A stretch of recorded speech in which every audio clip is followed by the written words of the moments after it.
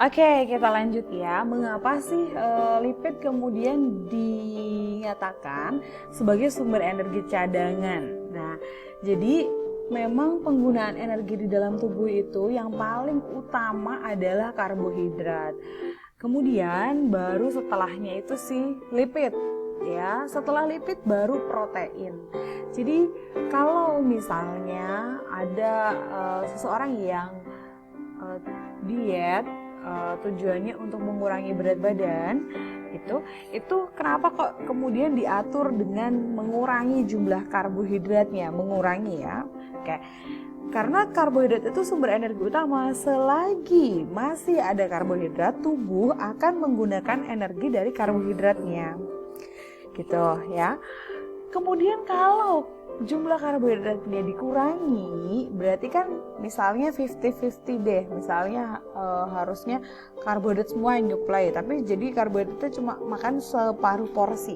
Berarti nanti yang separuh lagi dapat tenaga dari mana? Nah, itu bisa dari pembakaran lemaknya. Itulah kenapa banyak orang kemudian ketika melakukan diet mengubah karbohidratnya, jenis karbohidratnya misalnya dari nasi putih ke nasi merah, karena kandungan glukosanya nasi merah lebih sedikit, terus seratnya lebih banyak. Jadi walaupun makan dengan porsi yang sama, jumlah glukosa yang masuk lebih sedikit, sehingga yang bisa jadi energi nggak sebanyak dari nasi putih. Nah, itu bisa kemudian menyebabkan lemak yang ada di dalam tubuh ikut deh ibaratnya tergunakan gitu kan ya.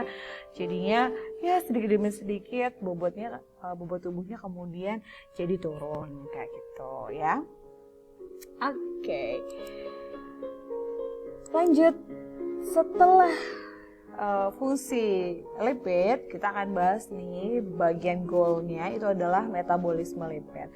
Jadi proses metabolisme lipid di dalam tubuh itu mulai dari pencernaan lemaknya, penyerapan lipidnya, pengangkutan lipidnya, hingga metabolisme lipid ya.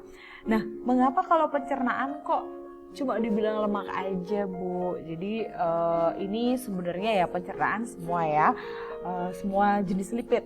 Tetapi karena paling banyak yang dikonsumsi itu adalah bentuknya lemak, jadi nanti yang akan Ibu bahas hanya di pencernaan lemaknya aja. Tapi nanti penyerapannya keseluruhan, penyerapan lipid, pengangkutan juga, metabolismenya juga kayak gitu ya.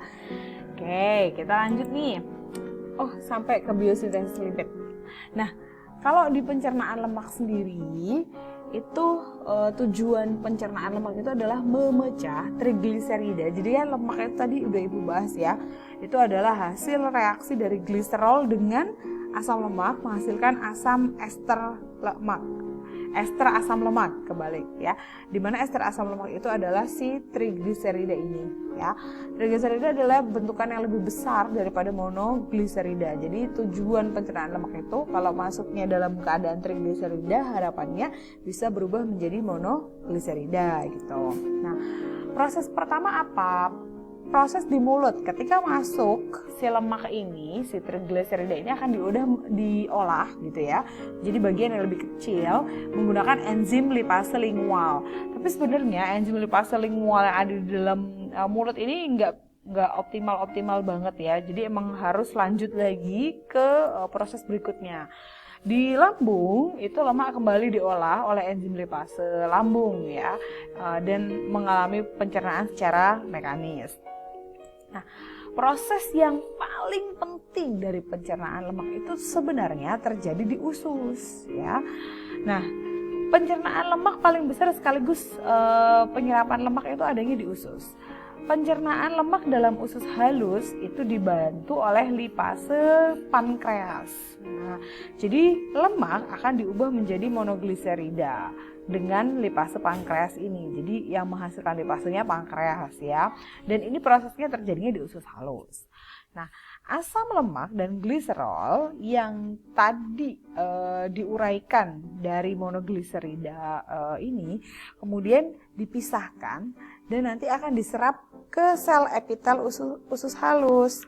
Nah, lipid yang tetap utuh selama pencernaan adalah kolesterol. Oke, Ibu jelaskan ya. Jadi di dalam usus halus itu nanti ada enzim lipase pankreas ya, membantu untuk mengubah lemak si trigliserida berubah menjadi monogliserida.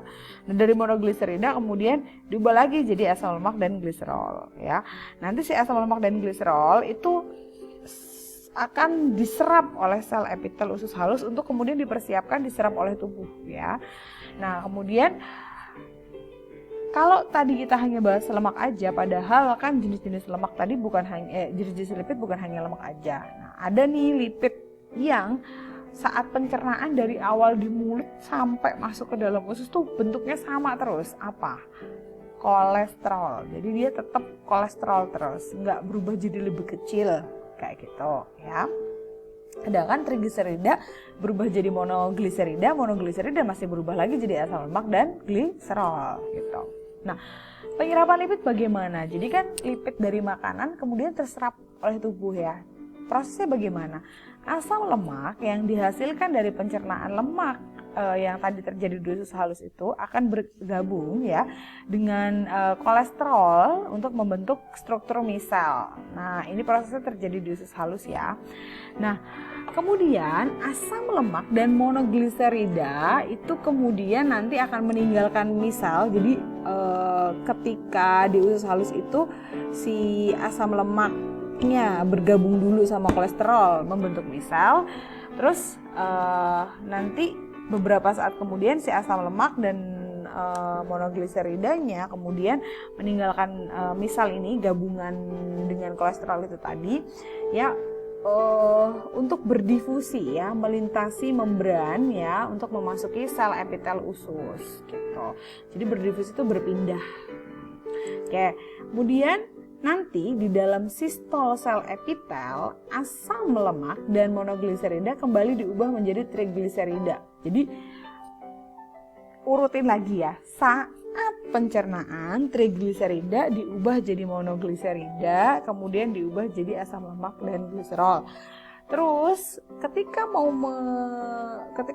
mau memasuki sel epitel usus, si asam lemak sama kolesterol gabung dulu jadi misel. Ya. Terus pas baru mau masuk ke sel epitel ususnya itu si asam lemak dan monogliseridanya itu misah lagi dengan kolesterol, masuk deh ke sel epitel usus. Nah, setelah masuk di dalam sistol sel epitel ini, asam lemak dan monogliseridanya kembali lagi diubah jadi trigliserida. Nah, kemudian trigliserida dan kolesterol diubah menjadi partikel yang namanya kilomikron. Nah, partikel kilomikron ini gabungan dari trigliserida, kolesterol, dan protein transport. Ya, nah, Ibu jelasin deh protein transport itu apa. Jadi protein transport ini adalah alat transportasi bagi trigliserida, kolesterol ya, lipid di dalam tubuh untuk bisa ngalir. Karena mereka kan nggak bisa larut di dalam air, sedangkan tubuh kita kan porsi paling besarnya air, jadi darah itu porsi paling besarnya air.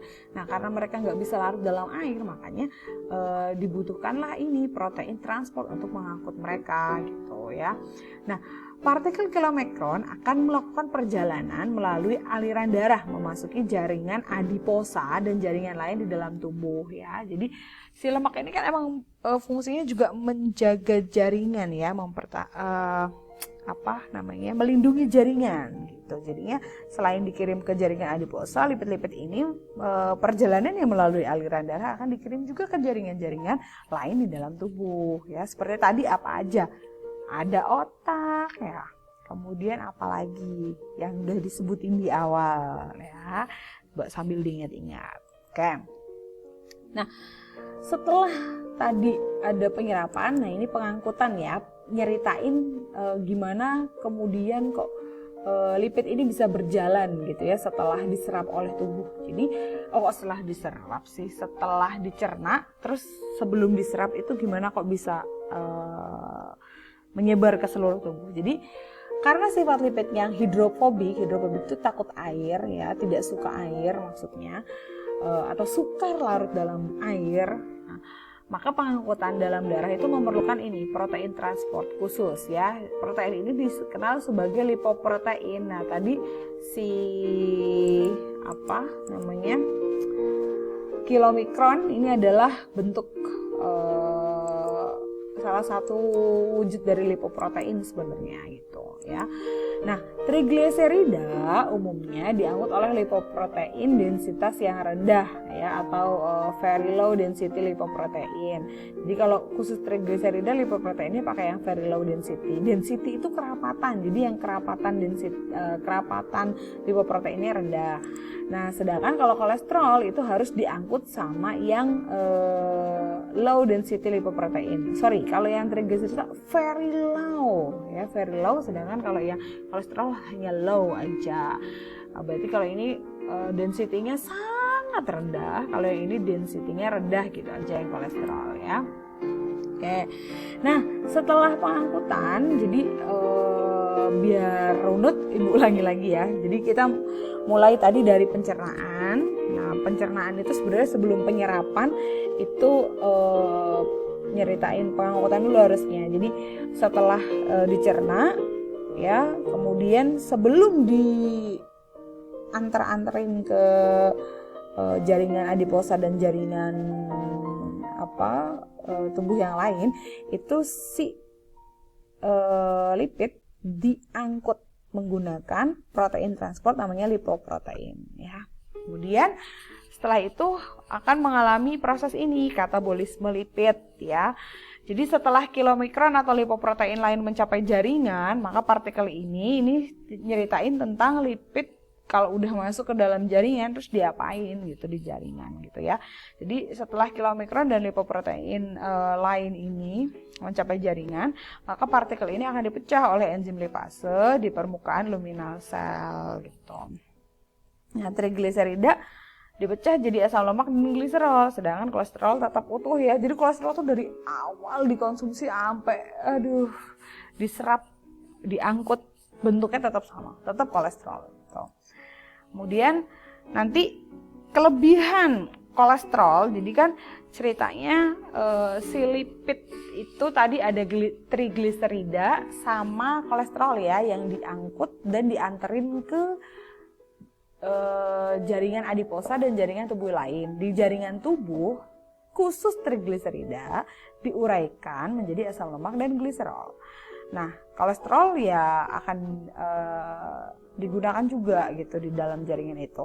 Nah, untuk kelebihan kolesterol itu nanti akan dikembalikan lagi ke hati melalui aliran darah. Jadi misalnya kita nganterin ke jaringan otak nih, kolesterolnya kebanyakan gitu ya, ibaratnya, atau nggak butuh sebanyak ini. Nah, itu nanti kelebihannya akan dimasukkan lagi ke aliran darah, nanti diantarin lagi ke jaringan tubuh lain gitu ya.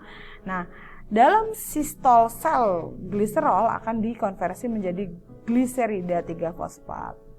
Jadi di dalam sistol sel si gliserol itu diubah jadi gliserida 3-fosfat yang merupakan perantara terjadinya glikolisis, di mana proses ini menyebabkan kita memperoleh energi dari lipid.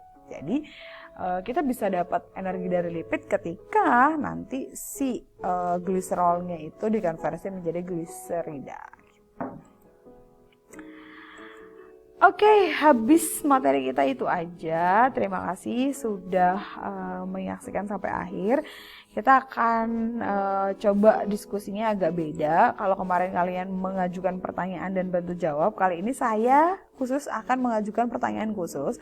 Kalian silahkan bantu jawab. Gitu. Kalian silakan menjawab. Nanti saya akan menilai dari segi jawabannya lengkap atau enggak kayak gitu ya. Tapi kalian juga tetap bisa mengajukan pertanyaan pribadi seperti kalau kita diskusi biasanya gitu ya. Oke, terima kasih. Kita lanjut di kelas. Selamat berdiskusi, semangat terus, sehat terus, salam sehat semuanya.